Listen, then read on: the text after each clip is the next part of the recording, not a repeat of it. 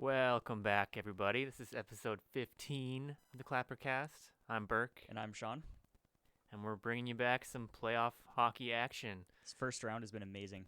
Yeah, there's already been a couple teams eliminated, 3 teams eliminated, and it's been some crazy hockey so far. A lot of series that are buzzing that we didn't really think were going to be too crazy. Yeah, I mean, the biggest series of all of them has been Tampa Bay and Columbus. Yeah, that's definitely By where I far. wanted to start off. So, like, that is the series right now just because of what happened. Yeah, what a storyline, hey? I can't believe it.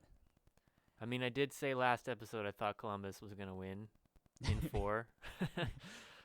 But originally, I mean, everybody thought Tampa was going to win. Well, I mean, I'm pretty sure everyone had Tampa sweeping, to be Yeah. honest. I mean, looking at the NHL playoff brackets, like 40% of people had Tampa winning the Cup.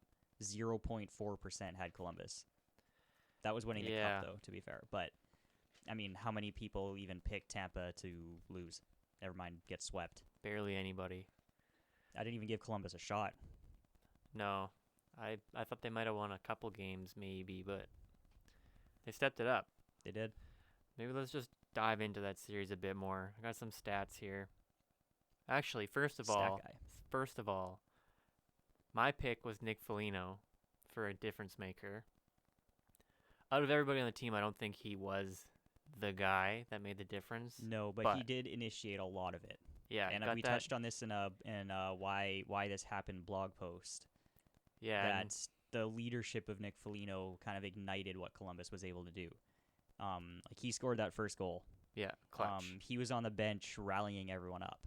He was the guy standing up for Nudavara after getting cross-checked by Kucherov. So that's a huge factor. Leadership. Yeah, so he had 2 points in the series, but he had that huge goal. That was a big goal. But Matt Duchene, I think, is somebody who stands out How for many me. points did he have He had 3 goals and 4 assists, against Tampa Bay? so 7 points. And he had that Yeah. one game where he got 4 points, I think, right? Yeah, I think that was when he made some absolutely disgusting passes. Yeah. So another guy. So Duchesne was first on the team with 7. Second was Panarin with 5. So he got 2 goals, 3 assists. And then Zach Werenski was third with 1 goal and 4 assists. Yeah, so 5 again. Columbus's top guys absolutely stepped up. Yeah, for sure. And I mean, they were huge because they controlled the play, they set the pace, and Tampa just couldn't match. Yeah, they couldn't adjust. They played that. I've seen a few different people online saying it was a 1-2-2 or a 2-1-2. Some sort of a trap. Some sort of, forecheck trap. And it worked. It And did. Tampa couldn't do anything. I mean, And they're trying to do dump and chase, but Tampa's such a skilled team that they wanted to hold on to the puck and bring it across the blue line. And I mean, Cooper didn't adjust his strategy. He kept doing the same thing over and over, and you could tell it wasn't working because, like you said, like they couldn't carry the puck in. They wouldn't really dump it properly, and if they did, they don't have the type of team to be able to get the puck back. And that's kind of an ongoing issue for them because it works against some teams, but then teams that do implement that trap, like the Capitals did that to them last season. I mean, that series went to 7 games, but Tampa barely even showed up for Game 7. No. And that brings up another point, is that Tampa didn't really show up at all. No, they didn't. They showed up for the first period. They played one good period, and then They were kind of in Game 4 for a little bit. Yeah, kind of like that last 7.5 minutes. Oh shit, we're almost eliminated. Yeah. Thing. So So it wasn't even like they played well. It was like, oh, they are just playing down, and now they're getting the shots that they needed earlier. yeah. So Stamkos got his first point in the series in Game 4. I think Kucherov did too. Kucherov did too, and Point, I think, as well. I know I kind of gave this away to you earlier, but Tampa's top scorer in this series is quite surprising when you have weapons like Stamkos, Kucherov, Point, even Andre Palat, Tyler Why wasn't Johnson. Point putting up points? Yeah, he already had one on the back of his name, on his nameplate. But Eric Chernak was their point leader. Which is just that can't happen. I mean, sure, someone can have like surprisingly good playoff run, like Fernando Pisani in 06, when he goes and puts up like 10+ goals in the playoffs. Like, came out of nowhere for that, but or like DSP last year. Very, very true. But for one series to have your leading scorer only have 3 points, like, that's not just a guy stepping up. That's your big guns that aren't able to get anything going. Yeah, and it's like not a particularly offensive defenseman. Oh, he's a defenseman too. Yeah. I didn't even know that. I thought he was a forward. Yeah, what I really know him for is that he fought Wilson after going back and forth over so many games. That's the only reason I really knew who he was. Right. So yeah, next up is Sergachev. That's, on there I mean, with 1 goal, 1 assist. that's a bit more of a I realistic should point out, one. Chernak got 3 assists. Were they primary or secondary? I don't know. That's crucial information. Yeah, and then Stamkos was 3rd, surprisingly, seeing as how he didn't get his first goal till Game 4. I mean, to be fair, how many goals did Tampa even score that series? Like 8. So that's not very good. Yeah, so Stamkos 1 goal, 1 assist. Kucherov 2 assists. He's tied with Jan Ruda for 2 assists. Point got 1 goal. Tyler Johnson was 1 point, and Hedman had 0 points. Although Hedman didn't play every game. And he was also, he was hurt and he didn't play every game. So And there's rumors that Stamkos was hurt too, but still doesn't look good.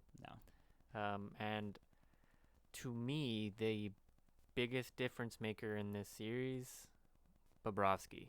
Yeah, I was gonna say that he stepped up. He had 1 bad period. Exactly. The first period of the series. And then I guess I don't know what happened, if he just shook? Is shuck a He word? shucked it. Yeah. Shook off the nerves. I think he shuck oysters, right? Yeah. And corn, right? Yeah. So yeah, he shook off the nerves and then just didn't look back. Yeah. So And I think I outlined this too in that same blog post, like why Columbus was able to sweep the Lightning. Bobrovsky's playoff stats in the past, he was like sub 900 save percentage and like 3 goals a game or something. yeah, 3+ GAA. And this series, he's like 930 and 2 goals a game. Yeah, he's So- so he let in 8 goals, and his goals against average was 2.01 because they played 4 games. And his save percentage was 932. Yeah. So he faced 117 shots, and he made 109 saves. Yeah. And So that's the guy that Columbus needed to step up most to help maintain the system that they play.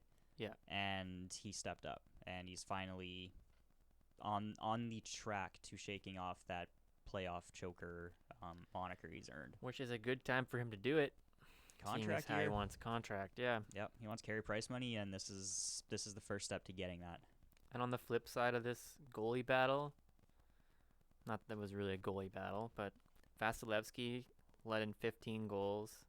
His goals against average was 3.82, and his save percentage was 856. Not good. That's Bobrovsky stats. Yeah.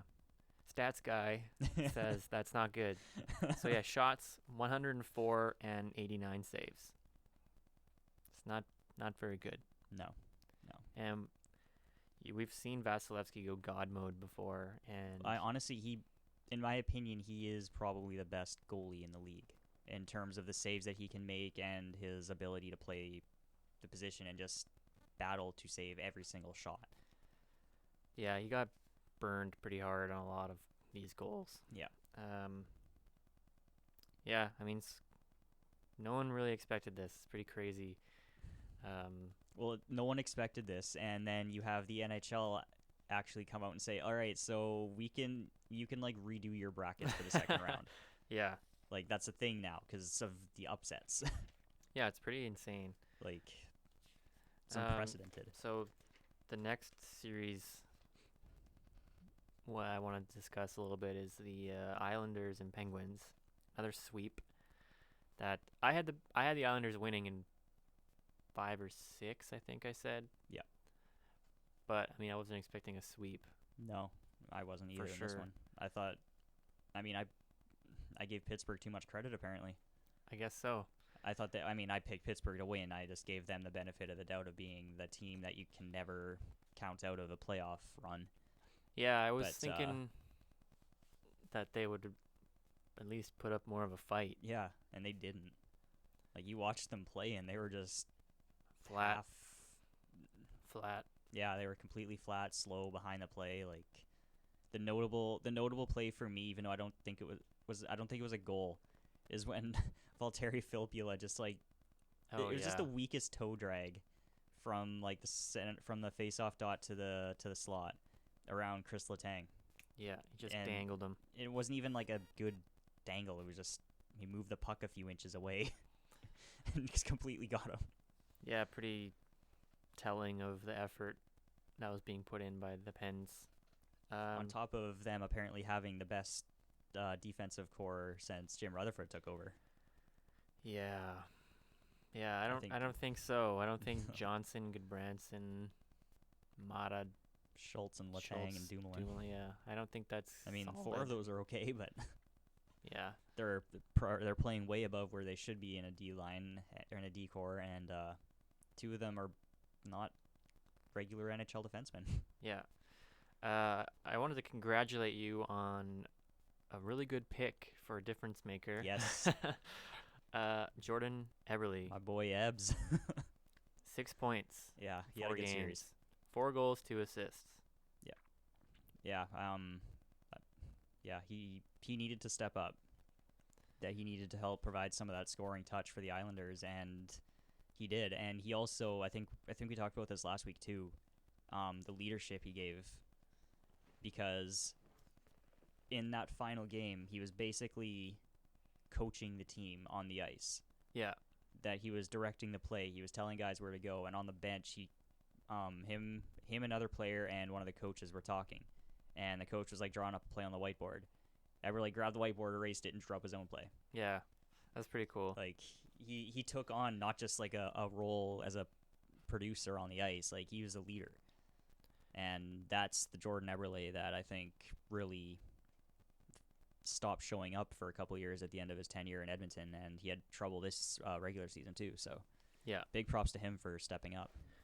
Yeah, there's a lot of cool storylines going on with the Islanders because you have, Jordan Eberle resurging into prominence, and you have Barry Trotz with his level of experience, obviously having just won the Stanley Cup, so he has a less experienced team going into playoffs, but the coach has been there before, so I think that helps a lot. Yeah, and he knows what to do, so he knows how to keep the players in check and to then you get them ready emotionally and physically. He's got all the same assistants he had in Washington. You have Mitch Korn, the goalie god, working with Leonard, and Leonard's got his own cool story this season. I want to say that's the best storyline. He should win the Masterton. Oh, he's got it. For sure. There's no way he doesn't.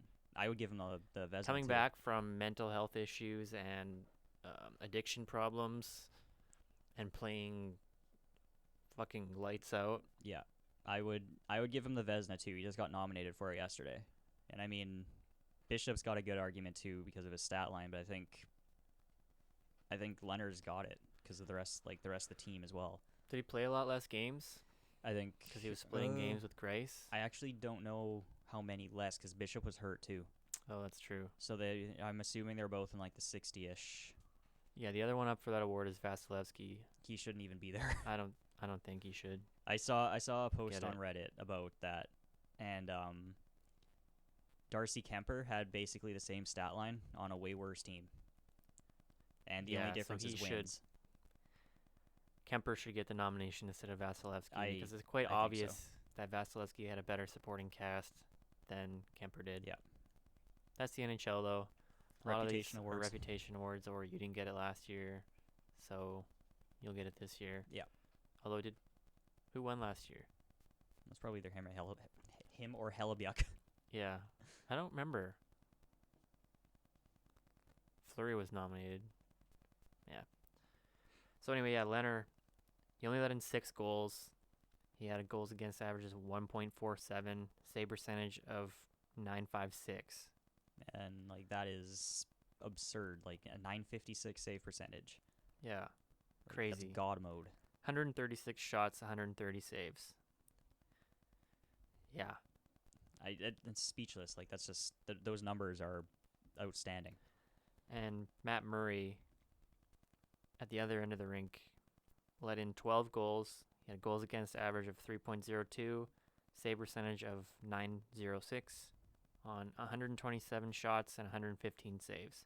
Yeah, I mean, the series isn't on Matt Murray, but he wasn't playing his best. He let in some weak goals. That Komarov goal was really weak. Is that the one, the slow cross ice pass? Yeah. Yeah, and Komarov barely got any wood on it. Yeah, and it just found its way in. Slid in, yeah. Yeah, Crosby, 1 assist. It stands out to me. I think Malkin was the leader with 3 points. Yep. And it's kind of like I asked you before that will Crosby get shit for this? And we both kind of said no. But There's been a little bit. He has kind of put it on himself. Yeah. And said, I need to be better. Yeah. And I think that's a fair assessment. That's correct. I mean, he is the leader of that team, and what he does, the team does. Yeah. So, and I mean, it's fair for him to take on the responsibility, and it's exactly what you'd expect out of a guy like Crosby. It's 100% what you'd expect out of Crosby. Yeah. Put it on himself and kind of beat anybody to the punch on himself. Yeah, he's not gonna. He's gonna take the shit for it over any of his teammates. And you know just how much he's gonna train this summer. He's gonna go insane. He's gonna come back with. Okay, so he had tree trunk legs before. What are they gonna be now? Like California redwood? Yeah. Crosby to LA confirmed. Apparently. Yeah. So that's kind of all I have to say about that series. Do you have anything to add? Well, I want to talk about maybe looking at, is this kind of the beginning of the end for this era of Pittsburgh? That they won their cups, and now are they kind of on that downward curve as their key players start to get older? They don't have the same prospect pool they once had, and now you're starting to see holes in their roster. I think so. I think the fact that Rutherford has said everybody but Malkin and Crosby is kind of available speaks to that. Yeah. I don't think he really means that. I think there's got to be people on that team he's not going to consider trading, like Murray. Or they have to be massive overpayments. Yeah. But, I mean, their defense is not strong enough to win. Yeah, not in the current NHL. They won 1 cup on that, but that was because they were just such a fast team, and they had the HBK line. Yeah. So they had 3 basically top lines that could score and outscore you. Yeah, and now they've Murray lost was a lot playing of that. insane, and now people know where to shoot on Murray. He can't steal a series as well. I mean, he can still get hot, but he's not a brand new goalie. As we've seen so many times before, a brand new goalie comes in to the league. I mean, look at Binnington right now. For sure. Same story, right? Rookie goalie. Oh my God, how do we score on this guy? Next season, we score. This is how we score on him. And Mikko Koskinen. He was great for like 10 games in December, and then everyone figured out how to score on him and way quicker than they do on other goalies. Yeah, you have pro scouts evaluating exactly where to shoot on all these goalies. But yeah, I think it's a valid point that you're making. I think they're not done yet. No, not at all. Their window is definitely closing, and I think they've made a lot of questionable trades that have hurt their depth. I think Rutherford's made a few trades that may have helped in the short term, that may have helped contribute to like those 2 cups they did get, but now they're lacking a bit of that depth, and they're also looking to be a little bit improperly built for what the NHL needs to succeed now. Yeah, and handing out albatross contracts to Jack Johnson. Yeah. Was that a trade or was that I think a it was signing? Because they have 4 more years of Jack Johnson, and he looked fucking garbage in that series. Talk about a difference maker. I think he was definitely a difference maker in the negative light, really. Because he showed he can't cover lanes, he can't skate. Well, the thing, like the Islanders are a pretty fast team, especially once you're trying to play against like Barzal, Eberle, and Lee and Nelson. And if he gets stuck out there against him, like he's a big, lumbering, slower defenseman who would succeed 10 years ago. but he's not suited to succeed now. Took a lot of penalties as well. Yeah. Oh yeah, that was him on that one play. Like came out of the penalty box, tripped a guy, and then hit another guy. Interference, right? That was him. You are correct. Yeah. That's not a good play. The one trade that stands out to me is that Ryan Reeves for a first round draft pick. That one, like, what the fuck? I don't think that would be good in anybody's head. Yeah, 'cause he I gave mean, up it was like what, 31st pick. Yeah, because that was when they traded for him, right? Yeah. Yeah. And then Reeves isn't a first round pick value. no, and I saw a lot of fans say like, well, that would have been a second round pick last season. Yeah. It's like, well, it would have been a really high second round pick. Yeah, so, like Reeves is a valuable member of a team, but not that valuable. no. Rutherford's got some weird. I don't know how he's coming up with values for different things, It's but old it school. seems He like really he's did the same. kind of slipping in a little bit. Yeah, it's. I saw this article about in the Oilers organization how they value skill and how they basically treat skill as completely worthless. Like they're all in for that like toughness and that grit, and they value that so much in some organizations, especially with old school front office staff, that you end up with trades like that, and you end up with trades like a couple of draft picks for Griffin Reinhart. I could see that with Pittsburgh because the skill is already there, that they feel they don't need to bring in any more skilled players. They need more of a supporting cast in those gritty guys. But well, even then, the gritty guys have to be skilled and fast now. Yeah, that's the way the league is going, and the league is that way now. Exactly. You can't just get a guy you can't just get an old school goon to come in. Like they need to be able to play hockey. Yeah, I mean even Ryan Reeves, he's a good hockey player. Yeah. He's just also a big motherfucker. Yeah. And he's scary, so he's used in that role a lot. Mm-hmm. Yeah, I mean it was a surprising sweep. Yeah. Hey, I'm all for it. Oh, me too. The more non regular teams that make it deep, the better it is to me. It's cool because you saw how into it those fans were in Long Island, and they've been starved of playoff hockey for a while. Now, unfortunately, they're not getting to go play back there again. They have to go play at Barclays. Yeah, that sucks. And but that was quashed by the league. The intensity is there. Yeah. And I wonder, how far away is Barclays from... Barclays, I think, is in Brooklyn. I don't know. So it's not even on Long Island. Yeah. How far away is it, though? Oh, I don't know. Traveling. Too far. I would think the average fan would say too far. Yeah, I'm not familiar with the geography of New York. I think it's where is it the Brooklyn Nets? Is that? Yeah. Yeah. I think that's where they play. Yeah, well, yeah, I think that was the point of the... Yeah, so it's kind of not even on the island. Yeah. So, yeah, I don't know. Interesting series. Yeah. It is, like I said, it's really cool to see not new fans, but other franchises being involved in playoffs and having success. Yeah, well, it kind of gets boring when it's the same team year after year. And if the Caps make it past the Hurricanes, and they play the Islanders, that'll be a fun series because they played a few years back, and the Capitals were the last. Before this season, the Capitals were the last playoff team to play in Nassau against the Islanders, and then the rink was thrown away. Yeah. But if the Islanders were to beat the Capitals, I'd be okay with that. At this point, before a series, I'm okay with it.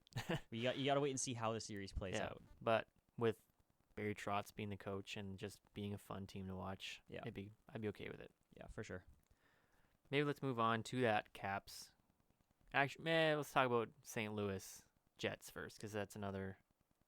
Okay, you want to go series. for the eliminated ones? Okay. Yeah, let's just talk about the eliminated series first. So Jets won 4-2, and story of the St. Louis actually won. Yeah, fuck. St. Louis, my bad. I got confused. St. Louis won 4-2 against the Jets. Yeah. And the story of the series is Binnington. For sure. He had that one bad game, but I mean, he played lights out. And certified jet killer Jaden Schwartz. Natural hat trick. Yeah. And then would have been game 5 when it was tied 2-2, and I think it was Bozak got that tip in. Like, he just batted the puck and tipped it in out of Bozak midair. passed it to Schwartz. Oh, okay. It was Schwartz again. Okay, so he is the jet killer. Yeah, 15 seconds left in the third. And like that's just a dagger through the heart. Yeah. They had actually played pretty well that game, and did not recover. No. Yeah, Schwartz just, what the fuck? Yeah. Great time to wake up. Yeah, no kidding. They are pretty sneaky, dangerous, those Blues. And this is even without, because I don't think O'Reilly and like Tarasenko and like they didn't do great. Yeah, I sent you that one thing on Instagram where it was like the Jets top line, and it was like, I don't remember, like 10 points or something, and it was the Blues top line only had like 2 points or something. Like, it's like, well, the Blues are winning goals. Games, Exactly. so they have better depth scoring and better goaltending. Yeah. Yeah, Hellebuck wasn't great, but it wasn't his fault. Terrible. He only had, in my mind, one bad game. I think it was game 2. That he let in a couple of softies where he was just standing there and the puck just went by him. Yeah, for sure. He let in a couple of softies, but the rest of it he played fine. And I mean, the game yesterday, the game 6, he was actually really, really good. And well, he the Blues kept that team or in the Jets had what, like 2 shots? Yeah, they had 6 shots after 2 periods. What was their total shots? Sub 10? I didn't even look at the end. They did get at least 10. They probably got to a 15, I think, because they got a couple of goals in the last few minutes. I did see a stat that Schwartz had more goals in that game than the Jets had shots in the second period. Yep. Which is crazy. Crazy. That goal, that late goal in game 5, I guess. Yeah. Did you see Trouba? I think it was Trouba. He pinned the puck against the boards with like 30 seconds left instead of outletting it to a winger. That's not a good move. He's trying to kill time. Maybe if there's like 10 seconds left, but there was Yeah. 30, and he pinned it against the boards behind the net, and then the Blues just got the puck. And then, Bozak passed it out. I guess that's better maybe than throwing it up the boards and it gets picked off. Guy was open. Yeah. Winger was wide open. It was just a bonehead move. Yeah. And That's I think that might be why they never bounced back, is it's just like they made a fucking bad mistake, and then everybody was like, what the fuck? Like, Yeah. Well, so close. another key moment is that in Game 6, the Jets used their goalie interference challenge on something that like there's no way that would have been called back. Right. And then in the second period, when the Blues, I think it was their second goal, that very easily could have been called back, but they couldn't challenge it because they used it and lost it. Yeah, that's So that's unfortunate, for sure. Blues just looked like they had momentum, and they played better hockey. I just outworked them. Yeah, they do. And I mean, the Jets came in slow, they didn't pick it up. The Blues came in hot, they kept it rolling. And they've just got a solid roster. And I don't know how else to say. Yeah, they have a very deep team that can contribute.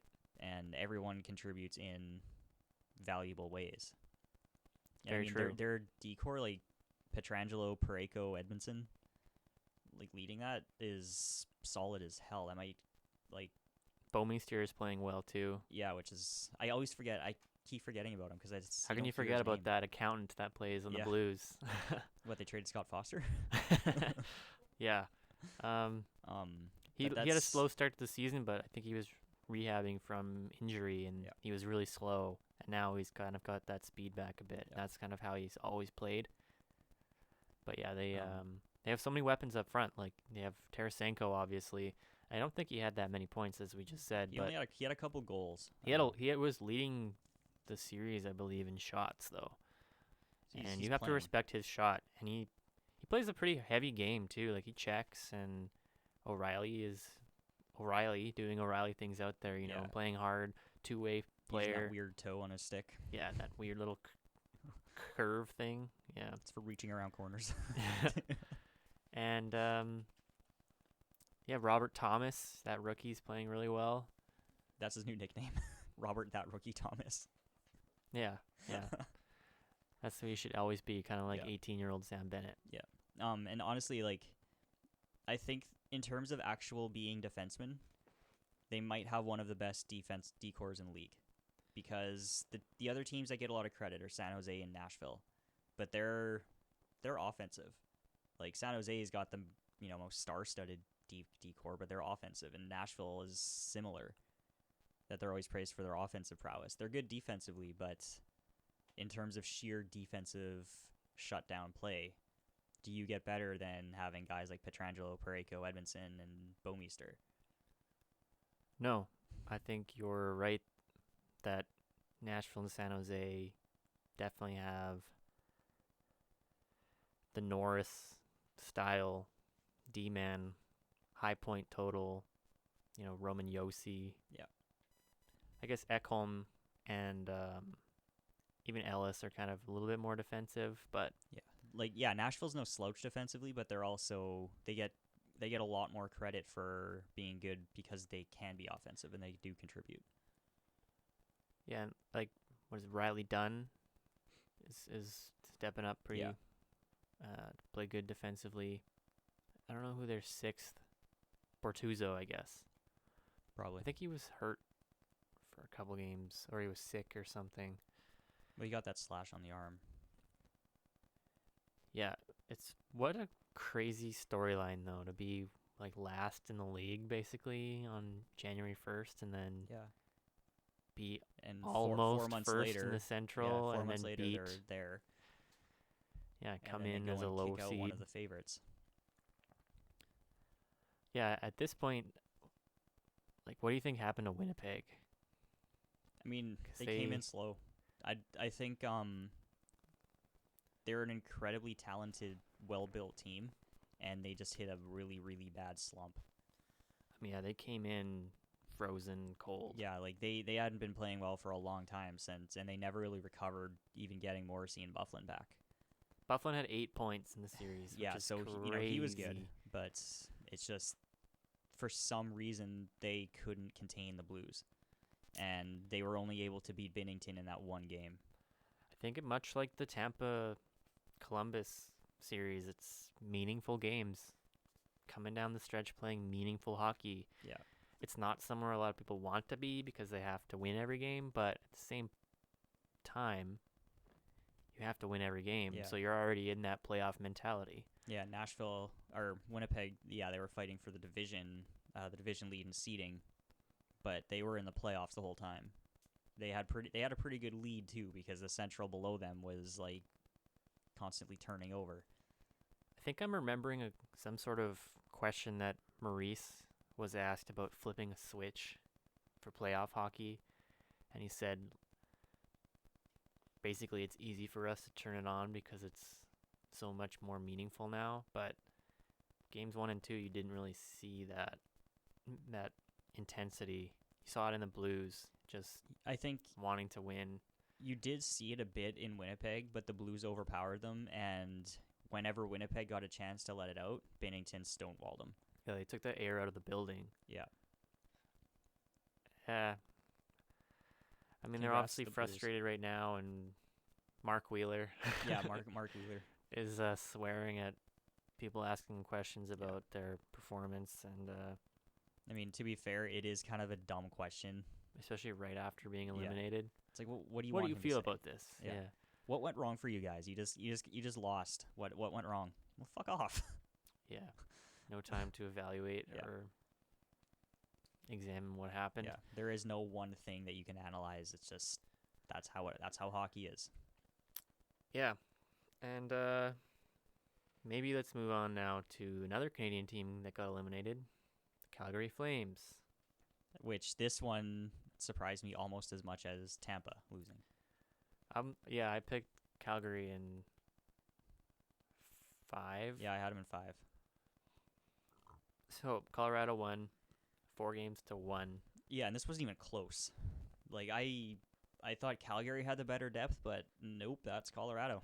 Their guys are better. I mean, it was kind of close because there was 2 overtime victories. Yeah. Could have gone either way. Grubauer, really. Philip Grubauer, star of that series.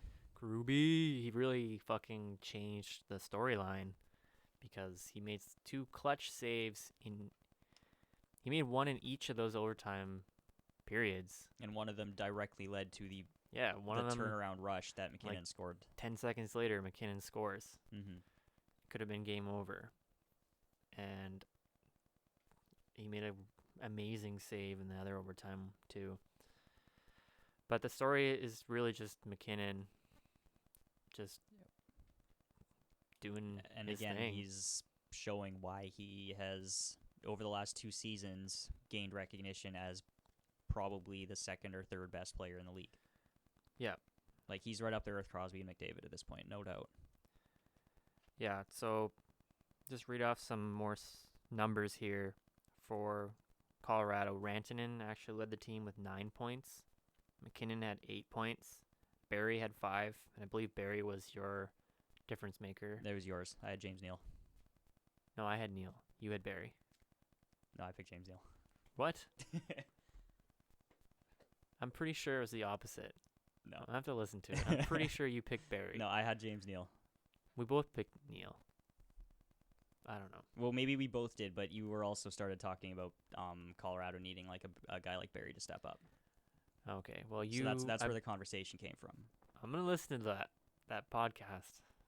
But anyway, Barry had 5 points, and Cale Makar just for Super That's Boo cool. Cale Makar. yeah, he had 2 points. Yeah, which I kind of laughed when they brought him in because I was like, so what if they lose like the next 2 games and they just burn a year off his contract to play him in 2 playoff games? I think they're happy with how it turned out. Yeah, I think so too.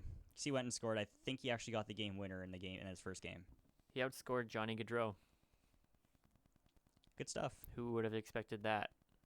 Yeah, after Especially he puts not up having played 99. all of the games. Yeah, he just like stepped in. But I guess he was in the mode because he came out of college playoff hockey as well. So Right. So on the Flames, 18-year-old Sam Bennett led the team with a beautiful mustache. yeah, Per 60. I think that's the best part that came out of Calgary Yeah. for this. He's no longer 18-year-old Sam Bennett. It's Lanny Bennett Yeah, at this point. He led the team with 5 points. Tkachuk had 3 points. Rasmus Anderson had 3 points. Backlund had 3 points. Monahan 2 points. Gaudreau 1 point. James Neal 0 points. yeah. So all these guys that had really, really good regular seasons didn't produce. Didn't do shit. Yeah. James Neal needed to step up. He needed to be a leader. He needed to turn his game around. Got scratched. And he's now the real press box. Yeah. Neal, And what James did you Neal. say his new nickname is? The real press box meal, James Neal. That came off of a Twitter post where it was just the press box meal, James Neal, and I just added the real to it because it fits. So yeah, all those 70-point scores basically did nothing. And then you Mhm. saw in the last game, Gaudreau missed a penalty shot and a clear-cut breakaway. I think, yeah, it ended up being 2 breakaways and a penalty shot. And the penalty shot came off of one of the breakaways he missed. Yeah. And the move that he tried in the penalty shot, like, Stupid. yeah, he went way too, like the announcers were talking about, he went way too slow for that. And then he missed the net completely on his breakaway. And you could see him just... I saw it on, like, on Our Hockey. There was a comment, and it was, like, watch people die inside. Because he just looked broken after he missed the net. Yeah. He missed the net, and then he just skated into the corner and, like, his stick against the boards and was just rattled. Yeah. And then I believe after that breakaway, Colorado went down and scored. Sounds about right after that series. That's really the story of the series. Is the Flames did something, and then Colorado went down the ice and scored. That's so true. Yeah. They were just, and I mean, how many shots per game were they getting? You wrote that down. It was in the high. It was 40 plus. Yeah. I think it was like 41 or Yeah. something. Yeah. So Colorado's just bombarding them with shots, and Mike Smith played really, really, really good. That he was a great goalie, great leader, great controlling the play. But it's hard to win when you're putting up, like, You have to save 40 shots a game. exactly. You can't do that. You can't do that over 7 games. Either Calgary's got to block more shots, or they have to reduce the amount of shots that get through to the net. Yeah, and a team that was playing like Colorado was just buzzing. Calgary couldn't. It's just the same story we're seeing in like all these series. Like one of these teams just has so much energy and they're overwhelming, and the other team just can't contain it, and they can't switch it. Yeah, so Mike Smith was, as you said, good. He played very well, which was something a lot of Calgary fans were worried about going into the series. Who's going to be our goalie, and are they going to play good? Well, it turns out your goalie's going to play really, really good, but the team's going to play like shit. Yeah, that's the story. And so here's Mike Smith's numbers. So he had 17 goals against, which is a lot higher than the other series we talked about, but I mean, we didn't give the Blues and Jets series numbers because it didn't really come down to Hellebuck versus Binnington, although Binnington for sure won that battle. Yeah. So Smith, 17 goals against average of 3.2, save percentage of 917, shots was 205 compared to like the 100 that some of the other goalies were facing. Saves 188. Yeah, so this was a few more games than those sweeps, but over 200 shots. Yeah, one game more, I guess. And I mean, how many? Like I think Columbus had it was like 120 to 100 and something shots.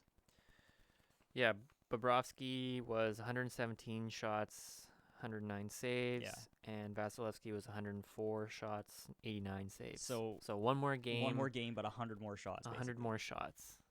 So it doesn't matter. Like, yeah, he had a 3.2 GAA, but you're giving up that many shots a game, and of course that's going to happen. Of course you're going to give up an extra goal. Yeah, so you basically have double the amount of goals against as Bobrovsky had in double the amount of shots. Yeah. And again, I don't fault Smith for that at all. Not at all. He made huge saves, and a lot of those goals were like, third rebound or something. And then that McKinnon shot in overtime, like fucking streaking down the wing, nobody in front of him, no D-man in sight. Like, you can't really fault the goalie too much for that. Yeah, and then on the other side of the ice, Grubauer, 10 goals against average of 1.9, save percentage of 939 on 163 shots and 153 saves. So again, it's like Calgary was putting up shots, but not that volume. And based off of watching the play, first off, Grubauer made amazing saves on very high quality chances. So he is putting up numbers that a playoff goalie needs to, and that's how you're going to succeed in the playoffs. And on breakaways and stuff too. Yeah, breakaways, like rebounds in the slot, like the saves in overtime that he made to keep the team in it. Like, that's the type of goalie performance you need. Yeah. But you have to wonder too, like, okay, so Colorado clearly was controlling the play. They were dominating that. Like, how many of those other shots too were just like low quality, like whatevers. Yeah, I don't know like how he made many the saves he needed to, but was Calgary really putting up 160 shots worth of effort? Yeah, this could have been from outside, or I'd like to see what the shot attempts would have been. Yeah, maybe Colorado was blocking a lot of shots or something. But yeah, and a bit of a chart too. Yeah, see where they're coming from. But Grubauer is a good goalie, and last season he started the playoffs for the Capitals and lost the first 2 games against Columbus.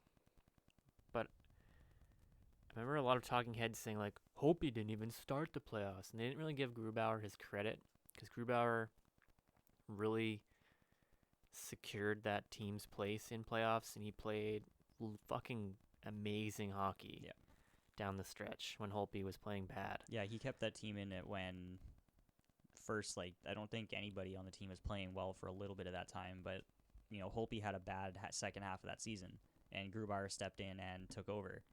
Yeah, long enough until Holtby came back in and took him to the Cup.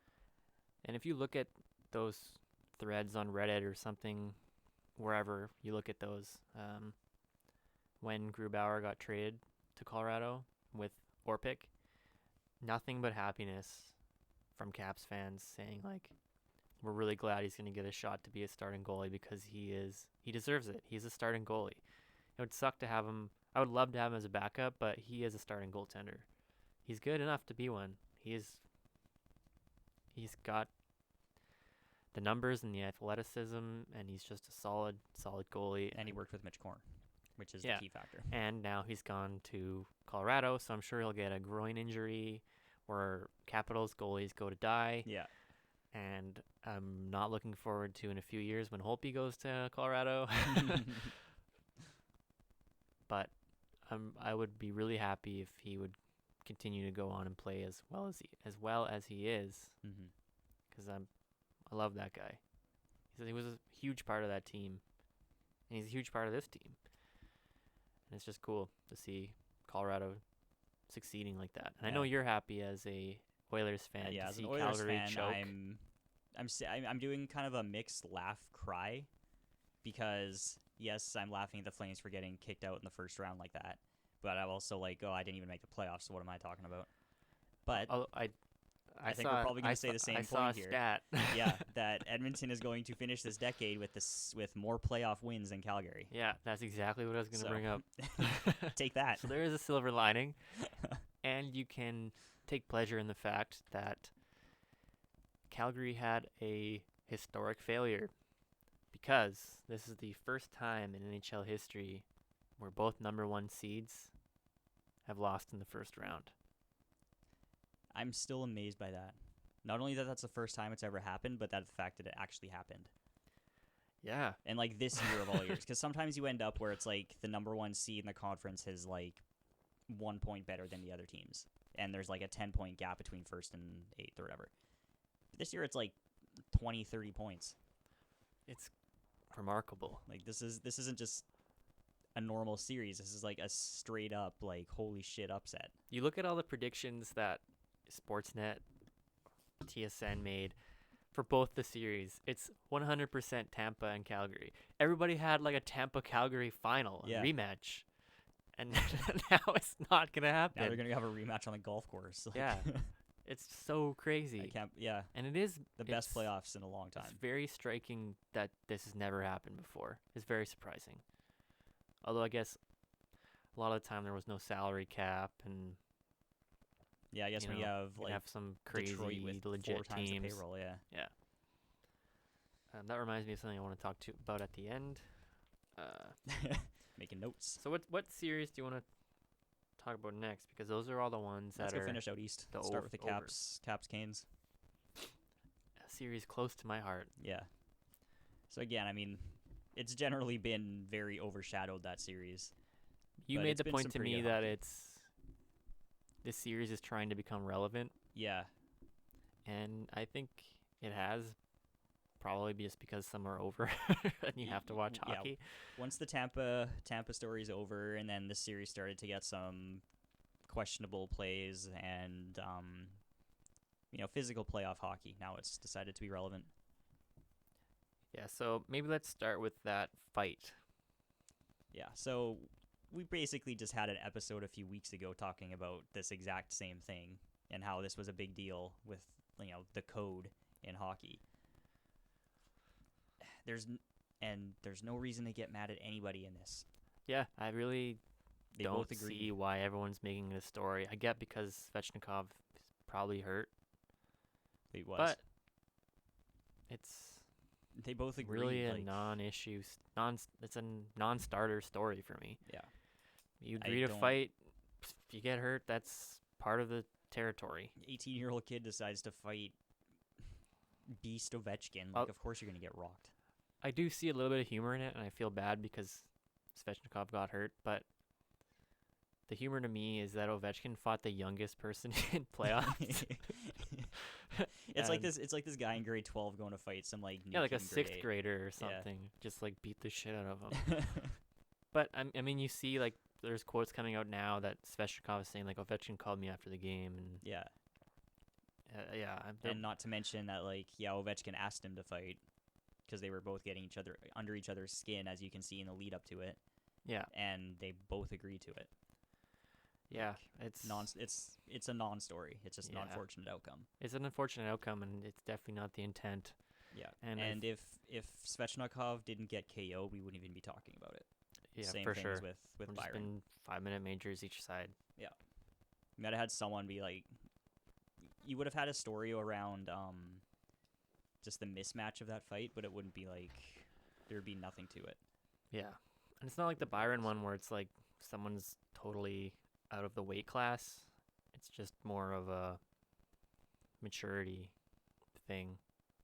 And Ovechkin, it's not like Ovechkin's a big fighter. This is his first fight in 9 years. That's what I was actually surprised about that. I thought he would have at least had one I mean, we got Wilson. scuffle. Yeah. Wilson and Orpik basically fight. Yeah. I think That makes fucking sense. TJ Oshie probably has had a fight more recently than Probably. Ovechkin. You want to move on? Now to that I Oshie? mentioned TJ Oshie, maybe let's talk about Timothy Jimothy a little Yeah. bit. So he is out of the playoffs with a broken right collarbone Yeah. on an unfortunate play. Got bumped from behind by Warren Fogle. Is this Warren? Yep. Is it Warren? Yeah. It's Warren Fogle. And slid into the boards pretty dangerously and left the ice immediately. Yeah. Unfortunate. Now that the dust has kind of settled a bit, my opinion has changed somewhat. I think it was just an unfortunate play, although it was dangerous. Yeah. Um, It was dangerous for the shove at the time when he's got TJ like kind of bent over like he was. in the numbers, Yeah. But could go either way on that one. yeah, and honestly, the only reason it ended up like that is because TJ's feet were spread out and he appears to have caught a rut or something and his skate just went off. I think he's just in a vulnerable spot, and it's dangerous to push a guy like that. Yeah. But it definitely wasn't intent. You know, Because if there was intent, he could have hit him a lot harder. yeah, and in terms of like supplementary discipline, the Department of Player Safety says like the action itself wasn't malicious, dirty. There wasn't bad it's intent just to it. outcome Yeah, it was just based uproar Yeah. and Capitals fans. But with Tom Wilson on the team, we've been on the other side of that a lot. So yeah, it's unfortunate, and I really will miss having Oshie on the team. Fucking real American hero Timothy Jimothy. I'm sure the rest of the team will too. I mean, he's easily, like I've said before, he's one of the most underrated players in the league for all of what he contributes. He's a huge part of that team. And even in the game yesterday, the fans were chanting his name. Yeah, TJ Oshie. Yeah. So big part of the team, big part of the organization. The fans love him. Like he's He's one of huge. those guys who is well loved on and off the ice by everybody. He's a huge personality and just a really nice guy. Yeah. By all accounts. And it's gonna suck to have him out. But that being said, Playoff hero Devontae Smith-Pelly is back. we had unleashed our secret weapon who went pointless. Yeah. Well, I mean And that's normal for him. He's Yeah. gonna go out and score like one really amazing goal in the elimination game. I guess it would be the Yeah. next one. We've unleashed the DSP. Yeah.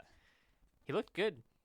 He looked a lot faster than he was regular season. Yeah, which is good. He's no longer fucking fat boy DSP. He's speedy, hit everything that moves. Solid guy. Glad to have him back. So I can't wait to see his absolute like Ovechkin level snipe from the play from the circle. Hopefully next game. Yeah. That's a huge bounce back game. Yeah, they Guess look they were pretty bad. storing up all that offense, and they were, bursting at the seams to let it out. Yeah, they did look pretty bad for a couple of games there, especially that one where they got like 15 shots Yeah, the 5-0 game. Yeah. That's the worst game the Capitals played all season. easily. And then they come They out. looked a little bit better in game 4, but still bad. Yeah. And then Especially last when you game- come out and give up a goal like immediately into the game, and then they immediately took a penalty. Like you don't start a game like that. Yeah, it was a bad couple of games, but I did want to bring up, out of those shitty games, that the Capitals didn't look nervous or anything. They're just playing shitty. Like they weren't panicking. They weren't desperate. They weren't desperate. They weren't doing ridiculous stuff out there. Like, they're taking penalties, but it was normal, like,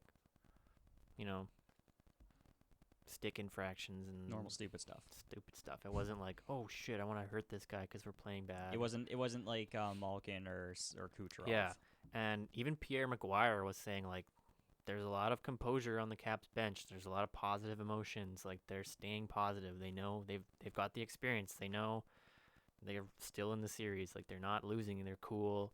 I wonder if they gained that composure from their high school hockey days, and I wonder where they played that high school hockey. Well, Pierre would be the guy to know. So I thought that was kind of cool to hear, even in the losses, that Pierre McGuire is just saying like they're still composed. Yeah, even in the face of adversity, the team knows that experience. They've got the experience. They know how to handle it, which it's very valuable. Looking at the performance of the Islanders, you got to wonder like, okay, Barry Trotz probably had a huge influence on some of the leaders on that team to keep them like that. And this playoff composure and experience is something I wanted to bring up because in the last game, the Canes, I thought, showed the opposite. They don't have the experience. Yeah, I would expect it. I mean, you see their coach, how he's acting. Like, he's getting fired up and emotional. You have to imagine that's going down to the players who are already young and energetic. Double-edged sword. Yeah. Emotion is a double-edged sword because you have the really, really high, but you also get the lows. And if you don't channel it correctly, because, I mean, Brendamore is channeling it in anger and aggression. And that's okay for a little bit, but when it starts to come out in slashing and cross-checking and unnecessary hits that are dangerous, then it's an issue. Yeah, and the way I'm seeing it, or how I'm seeing it come up, is in changes, in pinches. The Capitals were bad for changes in game 3 and 4, but mostly their problem was just not playing their game. They didn't play their style of hockey. They let Carolina dictate the play. And then last night, in Game 5, you saw Capitals hockey. And one play in particular stood out to me with Dougie Hamilton on that Connolly goal. Right. The commentators were saying some people might have thought it was icing. But if you look at the replay, Dougie Hamilton's skating. He's not going for the puck when it crosses the goal line. He looks back and sees Ovechkin coming. He doesn't want to get hit, so he stops and lets Ovechkin get to the puck first. And Ovechkin just does a sick pass to Connolly and he scores. So Hamilton definitely didn't see it. He didn't think it was icing. He just didn't want to take the body to make a play. Yeah. And Ovechkin made him pay for that because he beat him to the puck. You can't let Ovechkin beat you to the puck. Mm-hmm. Like, you have a step on him, you have to get that puck.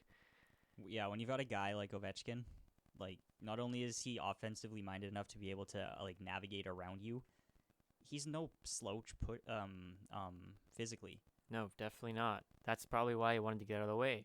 And that, I thought, was the Capitals' experience coming through, playing the body every time you can, because it's making that D-man second guess, yeah. Fuck. Maybe I have CTE. He's second guessing what he wants to do, right? Because normally that'd be a no questions asked, I go to the puck, I play out the boards or whatever. But he's holding back because he's intimidated by Ovechkin, right? Yeah. So I just thought that play really shine a light on how the series is going. And it was a huge bounce back game. I'm impressed. So I think depending on the first 5 minutes of that next game. Yeah, we'll see, because they've been giving up early goals a lot. Yeah. So they need to not do that if they want to win Game 6. It's also been interesting to see how Ovechkin and Backstrom They've traded roles completely. Backstrom's got like 4 goals. Yeah, he is a snipe show out there. Yeah. And Ovechkin's making some dank passes. And Ovechkin actually had that quote where he said, Nicholas Backstrom is the sniper out there, and I am Nicholas Backstrom passing to him. So it's kind of funny. Yeah. Yeah, I'm just excited to see what happens next game because it's been a home team series And Very contrary to Jets Blues, where the road team won every game. yeah, and I'd like to see the Capitals win in Carolina just to finish it off and not have to go to Game 7. So we'll see. Move on to the next Eastern Conference, Toronto-Boston. Toronto's up 3-2. I'm sad. Don't you want Canada's last remaining team to move on? Not really. Not really, as in not at all. They're playing well. That's all I can say. Like, they're lucky this year that they've got God Mode Freddie Anderson stepping up. And like we said, Austin Matthews had to step up. He's put in a few goals. It's unfortunate the way that Game 5 went. That fucking goaltender interference. Yeah. Or lack of. I can understand that it's hard to overturn a call when you're not 100% sure of incidental contact or not, but I don't think you can get away with not overturning that one. That was 100% the wrong call. And then even the NHL, when they released their statement, they didn't even analyze the play. They just said, this is how we determine if it's goaltender interference or not. Yeah, okay, the only rule they quoted and the one that they focused on was that they couldn't tell if it was incidental. They didn't have enough to overturn it. But they kind of worded it weirdly, so it was like, did you even watch the play? Yeah. Do you even know what happened? I mean, I don't in the think crease, he cross-checks himself into Tuukka. Yeah. And like at first I thought there was a lot of emphasis for some reason on impeding the goalie's ability to make a save. I thought that was a very big part of the rule, but that's not even in the rule book, so I don't know where I got that from. It's about the goalie's ability to defend the crease freely. Which he didn't have. He didn't have when he's got, is it Hyman, I think? When he's got Hyman's arm, like, blocking that side of the net. Yeah, so he can't push across to try and even make the save. Yeah. That's something that Cassidy said. He said, I hope they're not determining if Tuukka could make that save normally or not, because that's not what it's about. Yeah. And I think that's where I was hung up originally, because I didn't think he could make that save regardless. I thought he started moving too late because of the screen. But he couldn't defend the net freely anyways, and there's no way that contact, even though it happened outside of the crease, that still is like intentional contact that should disallow the goal. Yeah, it was a brutal call. Brutal. And I mean, everyone expects this game 7 in this series, so I think Boston's going to have a huge bounce back game. Which they're actually just starting right now. Yeah. So as soon as we're done this, we're probably going to turn that on. Yeah. I wonder what's happening in it. Yeah. They're probably about 5 minutes into the first. Yeah. But it's been back and forth. It's been one game, then one game. And now that Kadri's out, it's actually really, really good hockey. It's calmed down a lot. Yeah, you bring that one person out. The shit apple spoiling the bunch, right? Yeah, basically. As much as I don't like the suspension for the fact that it's 3 or 5 games. Yeah. I don't like the varying length to say one or the other, but I do like that they at least recognize that the main purpose of this discipline was to get him out of that series. Which is fair. Yeah. But like you said, I would have liked a hard number. Yeah. Because it's basically saying like, oh, well, what you did was varyingly bad. Which is dumb. Yeah, that could warrant 3, 4, or 5 games. Yeah. So we're just going to say either. Yeah. Any of it's fine. Yeah. It's been exciting hockey, though. It's been really fun to watch.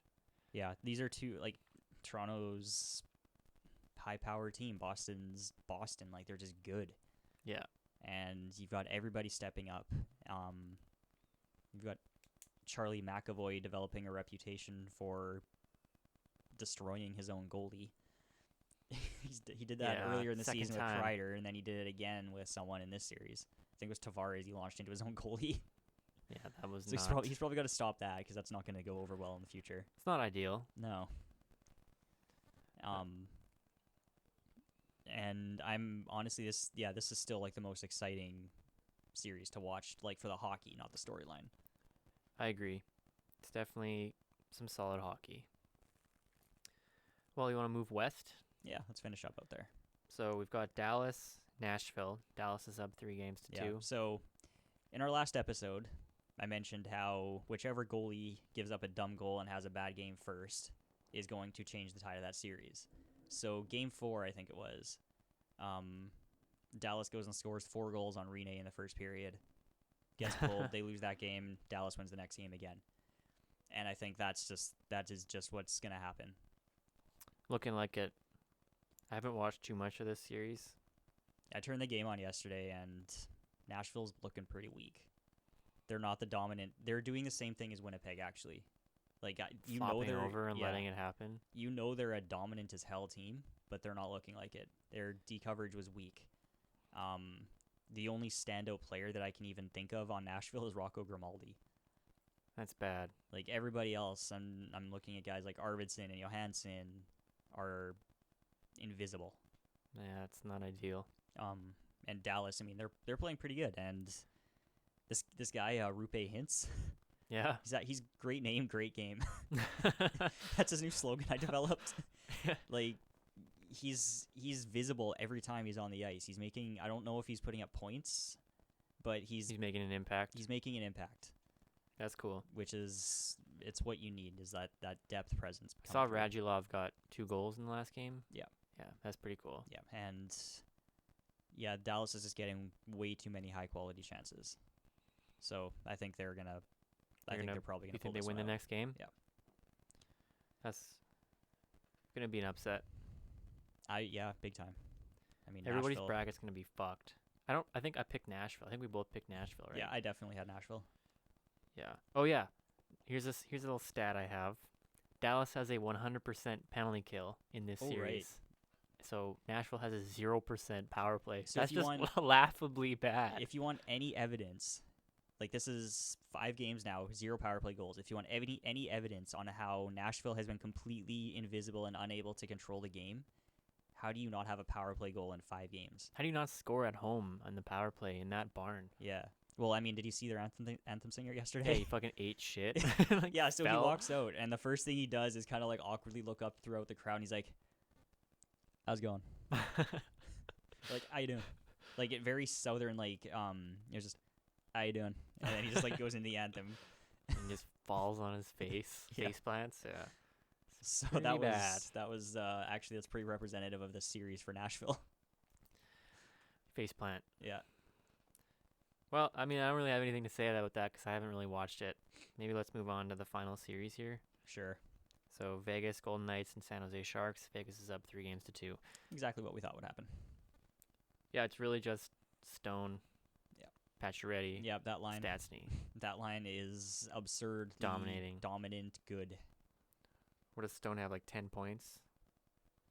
Something like that. Fucking insane. There is a stretch. I think Stone and Stastny had like 8 points, and Pacioretty had 6. I think Pacioretty has more than Stastny. He might now. But I jokingly said that, he's got less points. Pacioretty's got to step it up here.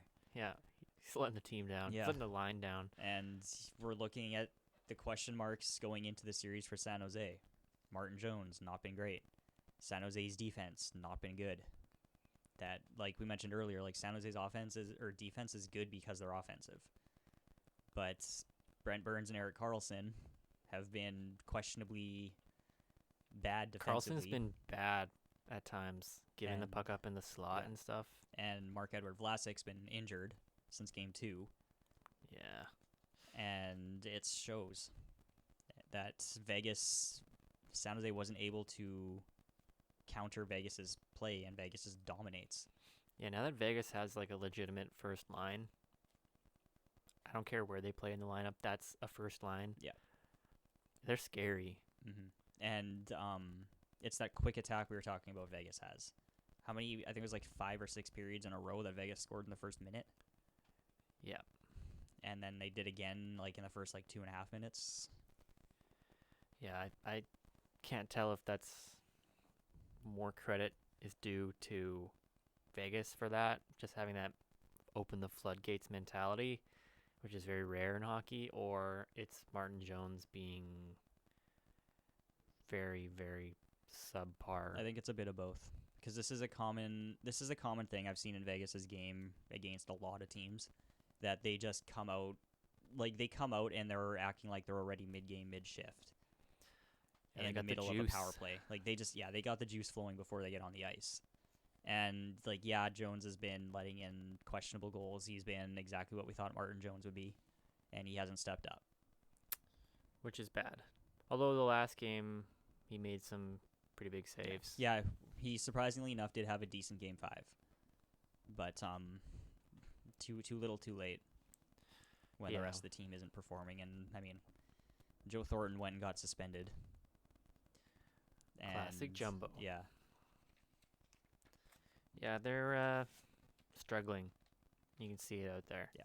Especially Evander Kane is just fucking losing his shit out there. Yeah. He's like, got a little, like the penalty minute leader of the playoffs right now. Yeah, so he's kind of always had that, I don't want to say anger issues, but he gets frustrated easily, and takes it out on opponents in penalizable ways. Yeah, I mean, he's always been mouthy. I'm showing up to team meetings and stuff in a tracksuit and waving your money on Twitter and stuff, and yeah, it's not been good. Gotta focus a bit more on. Can be a very good power scoring. Forward. When he's on his game, like, he's a really, really good power forward. Yeah, I mean, Vegas has done a really good job of eliminating him as a threat. Yeah, they knew exactly what they needed to do. They got under his skin and they got rid of him. Get into a Twitter battle, Ryan Reeves. Yeah. So I think Vegas is gonna probably take it next game. I would be surprised if San Jose gets another game, but Is that tonight? They play tonight? Yeah. Well, tonight as in 4 p.m. Yeah. It's weird. So yesterday, the 3 games on schedule, Washington, Carolina, Nashville, Dallas, and Winnipeg, St. Louis. Which game was the latest in the day? Carolina Capitals. The Eastern Conference game was later in the day than the 2 Western Conference games. I found that really weird. It was very strange. And today we've got San Jose, Vegas playing the late game at 4 p.m. I guess it is Easter, though. Yeah. Well, that's all the series. I did want to quickly mention the second coming of Christ to Detroit. Oh, yeah. Oh, yeah. So Stevie Y. So, to the surprise of exactly 0 people. Yeah, what a surprise. You mean he's just moving there because he has family in Detroit? Oh, wait a minute, he's actually becoming their next general manager. And I mean, I'm pretty sure this was in what was expected in the media. When he left Tampa, like 100%. That he's going to be going into the Detroit organization in some capacity at the end of the season. Funny that Tampa got swept so we could get in there earlier than expected. Oh, yeah. Didn't even think about that. Fucking Steve Yzerman. Yeah. He's got a lot to do in Detroit, and it's interesting at his press conference that he had that mentality, like, I've got a lot of work to do. Yeah. I got to get right to work after this meeting, basically. I think, he's got a little bit of damage control to do because of the amount of really bad contracts they've got. Yeah. Ken Holland has made some interesting decisions. Yeah. I think primarily it's going to be Abdelkader. I think the bad ones on D, it's like Cronwall and Eriksson. I think their end soon enough that it's not going to be an issue. Abdelkader, I think, has like fucking 6 years or something left, something stupid. And he's not good. Yeah. So, nice thing about Detroit for Steve is that he's got a handful of good prospects. Yeah. That will help. They'll help him because I mean him and his staff in Tampa were amazing at drafting and developing. So that's going to be great for them as they've got a handful of guys. They've got Dylan Larkin. Yeah. Who's going to be major parts. I think he's being primed as the next captain, basically. I think a lot of people are expecting Yzerman to make him captain for this season, and I think it's well-deserved. Yeah. He is that team right now. Basically. And in his press conference, Yzerman said, don't expect us to be in like playoffs right away. This is going to take time. We have to take the time to do it right, and that's the mentality you have to have, and I think he'll be successful. I do too. His track record in Tampa shows that he can do a lot. Yeah, he's going into it with the right mentality. He's so many GMs come in and like, oh yeah, we're going to make the playoffs this season, next season. We want to make the playoffs this year. It's like, well, you're rebuilding. You can't. Like, you can't just jump up and like forego 3 years of rebuilding because you want to make the playoffs now. I'm excited. I'm really happy that he's back. It's just something that everybody knew was going to happen, but also it's everything. Everybody hoped it it's something that everybody thought should happen. Yeah, Like it's just the right thing. natural. Yeah, the natural to be course there. of events. Yeah. I'm also somewhat relieved that Ken Holland's staying in Detroit and not going to Edmonton, because Right. he was reportedly being tapped for a position at Edmonton. The last thing I saw about that was they were talking to Hunter, the GM of London Knights or something. I don't like that. It's not Dale Hunter though. It's like his brother. Yeah, it's Mark Hunter. Yeah. The one who has been given a lot of credit for being good at drafting and developing in Toronto, but actually didn't. Well, he could fit right in. Yeah, which I don't know why they want this move, or why he's getting so far along, because apparently in the NHL he was one of the guys that, like a Brian Burke type, like the same shit that we've been dealing with, like the old school mentality. Why don't you just cut out the middleman and get Brian Burke? Yeah. Or you could get that other fucking Sportsnet guy who was Columbus's. Oh, Doug McLean. That guy's even worse. Ha! They drafted Carey Price. What idiots! Yeah. Well, and the thing too is, like, Edmonton needs drafting and development. And this guy, yeah, he's a junior. Like, he's spent a lot of time in juniors, but he's been the GM of the London Knights. Like, you can't pay players under the table to get them to come to Edmonton. Like, there's no way that that's not happening in London. And you can't do that in the NHL. So I don't know if this guy's actually going to be any good at it or not. Hey, I don't know. I just saw the headline. I don't know who he is or what he's been doing, but yeah, I just thought it was interesting. But all has been restored in Detroit. Order has been restored. Yeah. All is right in the world of Detroit. So, is it the natural course of action for Brendan Shanahan to head back to Detroit? Or was Shanahan a career Red Wing enough? Is he recognizable enough for that? I think Yzerman he has the Yzer plan. I like that. And the Shana plan is its own thing in Toronto. Okay. So I think Shanahan will probably stay. I mean, there's probably a lot of other... Okay, so we're now going to start evaluating potential GMs and president hockey ops off of the ability to put plan in their name. Yeah. Chia plan doesn't work. Maybe you can get some other career Red Wings, like Lidstrom. Maybe Lidstrom can get involved. Yeah. I don't know. Imagine if they had Lidstrom teaching their defensemen. Maybe the perfect human can be the perfect GM. Perfect something. Yeah, defensive coach. Yeah.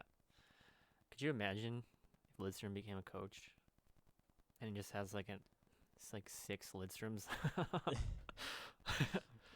I don't want to imagine that unless it's my team. That'd be pretty cool. Yeah, I guess that's really all we have to talk about. Kind of went a little bit long this week, but there's so much playoff hockey to talk about. Yeah, you know what? It's playoffs. It's important. We can talk about it. You can't not talk about Yzerman returning to the Holy Land, too. So I guess with that, that's the episode. That's the episode. And, if you like what you're listening to, make sure to follow, share, like, subscribe, whatever.